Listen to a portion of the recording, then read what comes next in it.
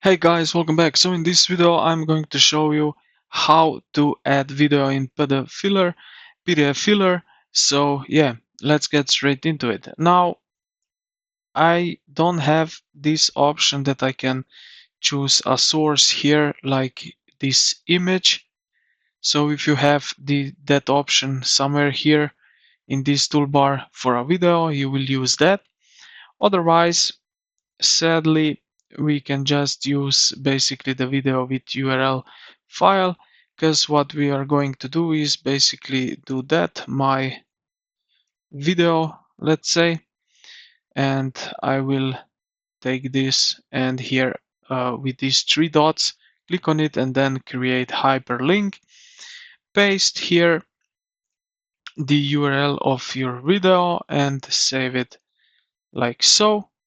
Now we have this here and if I press here it will open up the video like so. And yeah, this is for me only option here right now which I can show. So I hope this video helped you out, and if you did, consider to like the video and subscribe to the channel. Thank you for watching and I will see you in the next